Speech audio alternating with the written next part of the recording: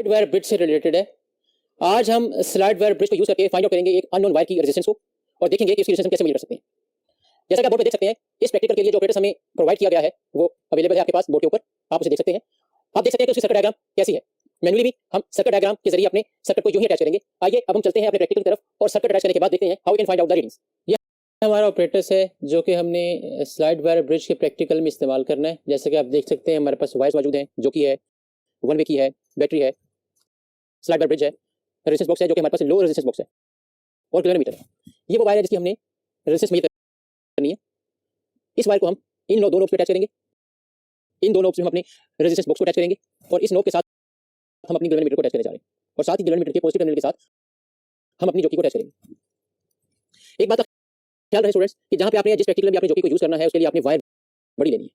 क्यों? क्योंकि इस प्रैक्टिकल में आपने इस जॉकी को स्लाइड करना होता है इस वायर के ऊपर स्टेप बाय स्टेप। तो इसलिए आपको 1 मीटर की इस रॉड के मुताबिक जो वायर आपको अटैच नजर आ रही है, इस वायर के ऊपर स्लाइड करने के लिए उस वायर की लेंथ बड़ी चाहिए जो कि आप जॉकी के साथ अटैच करोगे। अब हम अपना सर्किट अटैच करते हैं और देखते हैं कि हम इसको कैसे परफॉर्म कर सकते हैं।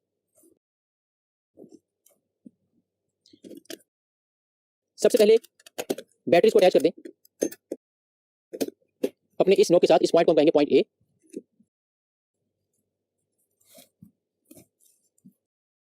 हमारे पास इस बैटरी में 3 नोब्स हैं जैसा कि आप देख सकते हैं 1 2 3। अगर आप यही सेल बॉक्स यूज करते हैं एक सेल के लिए तो आपने ये 2 नोब्स यूज करनी है। लेकिन अगर आप ये सेल बॉक्स 2 बैटरीज के लिए यूज कर रहे हो तो आपने ये नोब्स यूज करनी है। ये आपका पॉजिटिव टर्मिनल होगा जैसा कि आपको नजर आ रहा है। उसी तरह यहाँ पे इन बैटरीज के लिए ये आपका नेगेटिव टर्मिनल होगा और आपने पॉजिटिव टर्मिनल अपना ए पॉइंट के साथ अटैच करना है।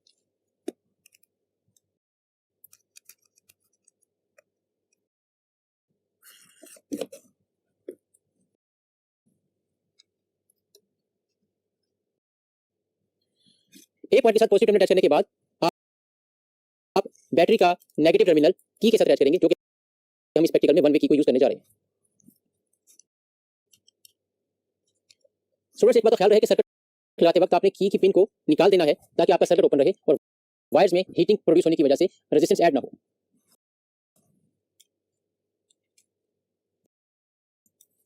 इस की के सेकंड टर्मिनल को आपने पॉइंट सी से अटैच करना है और पॉइंट सी आपका इसी स्लाइड वायर ब्रिज का ये लास्ट पॉइंट है।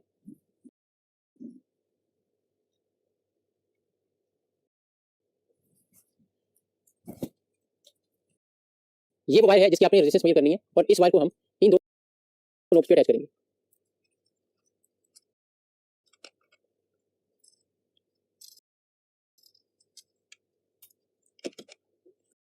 कोशिश करें कि ये वायर आपस में भी खुद से अटैच ना होने पाए, इसलिए इसको इस मकसद से रोकने के लिए आप कोई भी इंसुलेटिंग चीज यूज कर सकते हैं जैसे कि मैंने यहाँ पे रबर पैड इस्तेमाल किया है। अब हम इस वायर के साथ अपनी जॉकी को अटैच करेंगे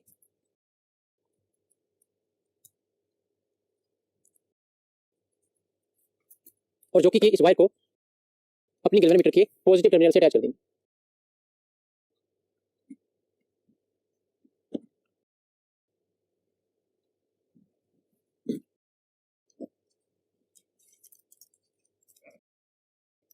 जैसा कि मैंने आपको बताया था कि हम अपने इन दो टर्मिनल्स के साथ रेजिस्टेंस बॉक्स को अटैच करेंगे। अभी आपने रेजिस्टेंस बॉक्स में से कोई भी पिन को नहीं निकाला, इसलिए तमाम की तमाम रेजिस्टेंस अपनी जगह पे जीरो शो होंगी वहां पे या काउंट होंगी।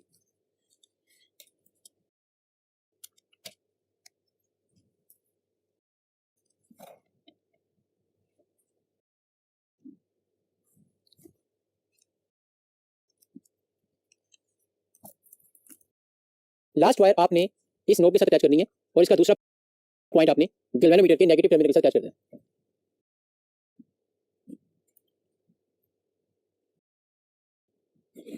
स्टूडेंट्स आपका सर्किट मुकम्मल हो चुका है। सबसे पहला काम सर्किट लगाने के बाद आपने क्या करना है, आपने ये देखना है कि क्या आपका कोई भी पॉइंट जो आपने सर्किट पे अटैच किया हुआ है वो लूज तो नहीं है। उसका नुकसान ये होगा कि अगर आपका कोई भी पॉइंट लूज रह गया आपकी रीडिंग कभी भी ठीक नहीं आ सकती, ना ही आपका सर्किट कंप्लीट होगा ना ही आपकी रीडिंग ठीक होगी। तो इसलिए एक बार तसल्ली करने के लिए तमाम के तमाम पॉइंट्स को प्रॉपर्ली चेक कर लें कि क्या कोई पॉइंट लूज तो नहीं रह गया या कोई वायर की इंसुलेशन किसी पॉइंट नीचे तो नहीं है। अगर इंसुलेशन पॉइंट नीचे होगी तो भी एज अ रेजिस्टेंस है और वो वायर सर्किट में अटैच कंसीडर नहीं की जाएगी। सब पॉइंट्स लगाने के बाद now we are ready to take our reading. Table में रीडिंग लेने से पहले सबसे पहले हमें ये चेक करना है कि हमारा सर्किट प्रॉपर्ली वर्किंग कर रहा है कि नहीं कर रहा। उसके लिए हम ये करेंगे कि अपनी की इस पिन को अटैच करेंगे जिससे हमारा ये पूरा सर्किट क्लोज हो चुका है। और अब हम अपनी जॉकी को पहले एक बार पॉइंट ए पे फिर दूसरी बार पॉइंट बी पे टच करके देखेंगे और देखेंगे कि हमारी गैल्वेनोमीटर की जो नीडल है उसकी डिफ्लेक्शन ऑपोजिट है या नहीं।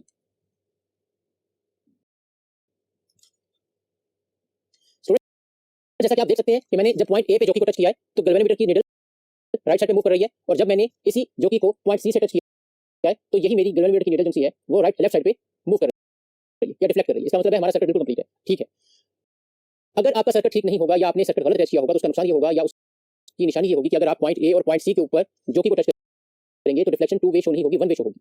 जैसा कि हमारा सर्किट बिल्कुल ठीक है, हमने चेक कर लिया है। Now we are ready to take our readings. Reading लेने के लिए हम क्या करने जा रहे हैं, हम अपने रेजिस्टेंस बॉक्स में से 2 ओम की रेजिस्टेंस को रिमूव करेंगे। इसका मतलब ये है कि अब हमने अपने सर्किट में 2 ओम की रेजिस्टेंस को ऐड कर लिया है और अब हम इस जॉकी की मदद से स्टेप बाय स्टेप वो पॉइंट फाइंड आउट करेंगे जहां पे डिफ्लेक्शन गैल्वेनोमीटर की 0 शो हो रही है।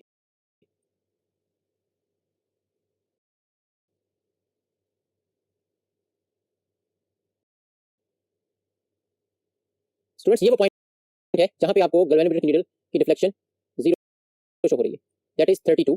सो 2 ओम की रेजिस्टेंस निकालने के बाद हमारे पास जो रीडिंग आई है वो L1 है और वो हमारे पास 32 है। फौरी तौर पे ये स्पिन को निकाल दें ताकि नेक्स्ट रीडिंग लेने से पहले तक आपकी इस सर्किट में हीट प्रोड्यूस होने की वजह से रीडिंग चेंज ना हो जाए। अब इस वक्त हमारे पास L1 की वैल्यू 32 सेंटीमीटर है। L2 निकालने के लिए हम 100 में से 32 को सब्ट्रैक्ट करेंगे, जो हमारे पास आंसर आएगा वो हमारी वैल्यू L2 की होगी और उसके मुताबिक हम अपनी फाइनल अननोन रेजिस्टेंस निकाल सकते हैं अकॉर्डिंग टू योर टेबल। जैसे कि आप टेबल में देख सकते हैं वहां पे हमारे पास x is equal to value निकाली गई है फार्मूला यूज करके। Now it was our first reading. Second reading निकालने के लिए मैं क्या करने जा रहा हूं, मैं 1 ओम मजीद इसमें ऐड करूंगा और एक पिन और रिमूव करूंगा अपने रेजिस्टेंस बॉक्स में से, और इस वक्त मैंने जो रेजिस्टेंस ऐड की है वो टोटल 3 ओम की है। अब मैं दोबारा से पिन लगाऊंगा और देखूंगा दोबारा से वो पॉइंट फाइंड आउट करूंगा जहां पे इस जॉकी की मदद से हम देखेंगे कि गैल्वेनोमीटर पे डिफ्लेक्शन 0 शो होगी।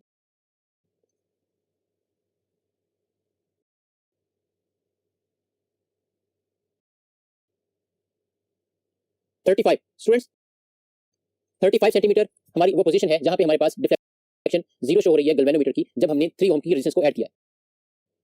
थर्ड रीडिंग लेने के लिए हम ऐड करेंगे 4 ओम की रेजिस्टेंस को और मैं यहां से 2 ओम की पिन और निकालता हूं और इसको वापस 1 ओम में पुट करूंगा ताकि मेरे पास टोटल रेजिस्टेंस जो रिमूव है वो 4 ओम रहे। दोबारा से मैं ये पिन अटैच करूंगा और थर्ड रीडिंग लेने के लिए मैं वो पॉइंट मेजर करूंगा, वो पोजीशन फाइंड आउट करूंगा जहां पे डिफ्लेक्शन 0 होगी।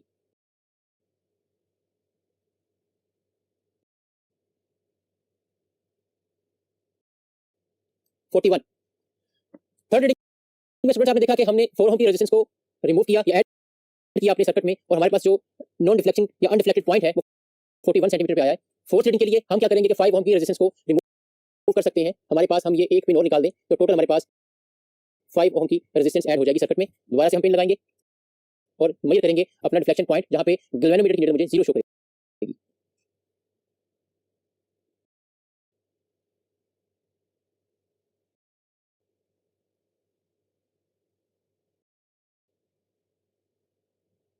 स्टूडेंट्स 46.5 इज द पॉइंट जहां पे मुझे डिफ्लेक्शन 0 शो हो रही है जबकि मैंने अपने इस सर्किट में 5 ओम की रेजिस्टेंस को ऐड किया हुआ है। मजीद रीडिंग लेने के लिए आप ये कर सकते हैं कि 6 ओम की रेजिस्टेंस पे हम एक बार और चेक कर लेते हैं। इस वक्त 5 ओम की रेजिस्टेंस मुझे रिमूव है, मैं यहाँ पे 2 ओम की रेजिस्टेंस में वापस पिन अटैच करूंगा और 5 ओम की रेजिस्टेंस को रिमूव कर दूंगा। इस वक्त मेरे सर्किट में टोटल एडेड रेजिस्टेंस 6 ओम है। अब हम इस 6 ओम की रेजिस्टेंस पे रीडिंग लेंगे और चेक करेंगे कि किस पॉइंट पे हमारे पास गैल्वेनोमीटर का डिफ्लेक्शन 0 शो हो रहा है।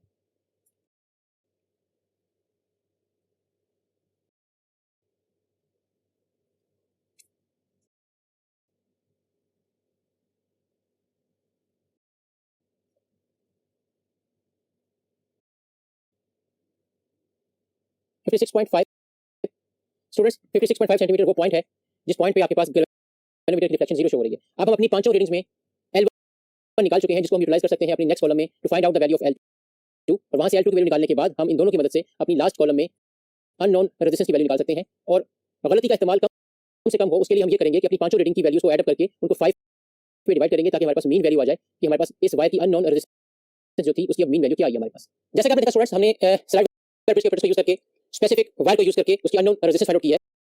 आइए अब हम चलते हैं और देखते हैं कि हम by using the formula of resistance and resistivity how to find out the specific resistance of this wire. जैसा कि आप बोर्ड पे देख सकते हैं हमारे पास फार्मूला गिवन है। इस फार्मूला के मुताबिक हमें ये शो हो रहा है कि किसी भी वायर की जो रेजिस्टेंस होती है वो उसकी लेंथ के डायरेक्टली प्रोपोर्शनल होती है और उसके एरिया के इनवर्सली प्रोपोर्शनल होती है। मींस जितना ज्यादा एरिया होगा वायर का उतनी रेजिस्टेंस कम होगी और जितनी लेंथ ज्यादा होगी उतनी रेजिस्टेंस भी ज्यादा होगी। लेकिन हमें यहाँ पे रो की वैल्यू चाहिए, उसके लिए हम फाइंड आउट करते हैं कि हम रो कैसे निकाल सकते हैं। जैसा कि आपको बोर्ड पे शो हो रहा है हमारे पास जो हमने x की वैल्यू फाइंड आउट की है फ्रॉम योर टेबल उस वैल्यू को यूज करेंगे यहाँ पे और हम लेंथ और एरिया को जो कि एरिया हमने वायर का बाय यूजिंग माइक्रोमीटर की निकाला है वो 0.56 डायमीटर का है जिसका हमारे पास रेडियस 0.28 सेंटीमीटर है। उसको यूज करके हम देखते हैं कि हमारे पास स्पेसिफिक रेजिस्टेंस आई है वो कितनी है। ये हमारे पास फाइनल रिजल्ट है। स्टूडेंट्स, आज हमने देखा कि हमने स्लाइड वायर ब्रिज को यूज करके किसी अननोन वायर की रेजिस्टेंस को मेजर किया और उस रेजिस्टेंस को यूज करके फिर हमने उस रेजिस्टेंस की स्पेसिफिक रेजिस्टेंस को फाइंड आउट किया। नेक्स्ट सेक्शन में दोबारा मुलाकात होगी। Thank you so much.